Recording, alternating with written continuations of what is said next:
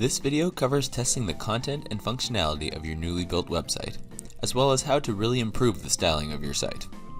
At this point, you should have a site set up with a theme and plugins, and you should probably have taken an hour or two to set up your site's content.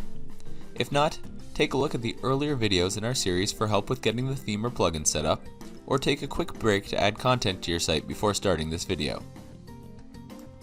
Testing is the last step in setting up a new website. It's one that can sometimes get neglected if everything looks like it's been set up correctly, but it's definitely something that's important to spend a bit of time on. The first step is making sure everything looks right. You want to do this on two devices. Start with your computer before moving on to a phone. Go through each page from top to bottom and look for missing content, any alignment issues, missing images, text that should be links, or styling that you want to change. Make sure you check that your links are working by opening each in a new tab, by holding Control on a PC or Command on a Mac while clicking on the link. If you notice an issue, correct it right away if it's something small, or start a list of bigger issues that need fixing. After you've gone through the whole site on your computer, take out your phone and make sure that all of the content looks right on your phone as well. Once you've gone through the content, it's time to test the different parts of the site to make sure that they actually work. We'll start with the contact form that we added. Go to your contact page, fill in all of the fields, and then submit the form. You should receive an email within a few minutes if everything is working correctly.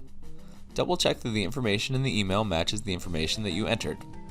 If any part of that process isn't working correctly, add a description of the issue to our list of bigger issues to tackle later. Next, let's move on to our FAQ section. Make sure that the title and the content for each FAQ has loaded correctly, and that the FAQs open and close correctly when you click on them. If any of that isn't working correctly, it should definitely be added to the list of things that need fixing.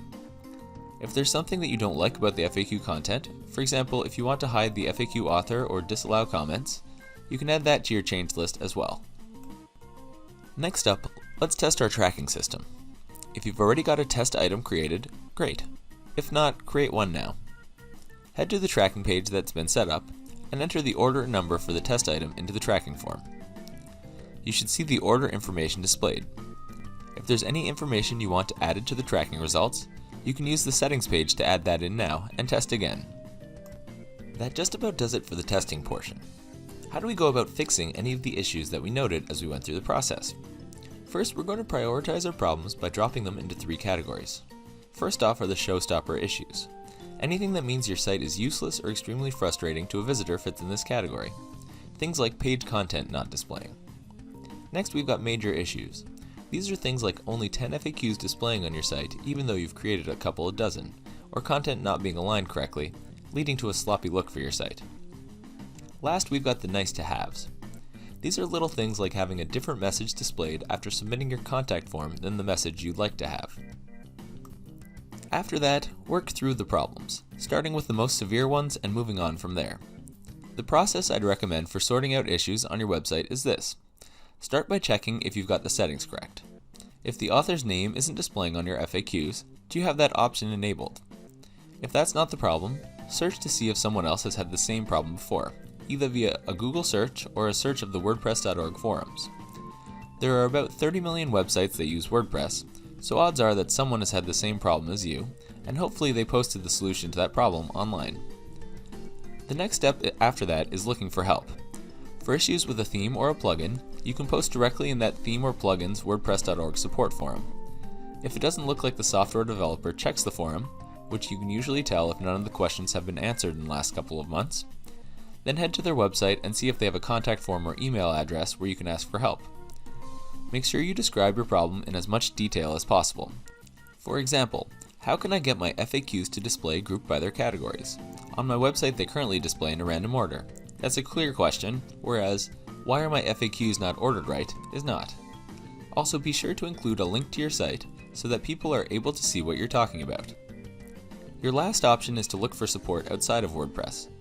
You can try posting on a site like Stack Overflow to see if someone else can help you resolve a problem if a WordPress software developer isn't responding about issues with their themes or plugins. Once you've got all your problems, or at least your most pressing ones, resolved, congratulations, your site is just about done. The last thing you might want to do before launching your website is improve the styling. We've created a blog post that explains how we did that for this site, which we've linked to in the video description. After that, you can either launch your website quietly or have a big marketing push to let the world know that your site exists. Thanks for watching our tutorial series on how to build your restaurant website. We'll be posting a couple of videos on how to keep the content of your site up to date so that people have a reason to keep coming back. Make sure you subscribe to our YouTube channel so that you don't miss those.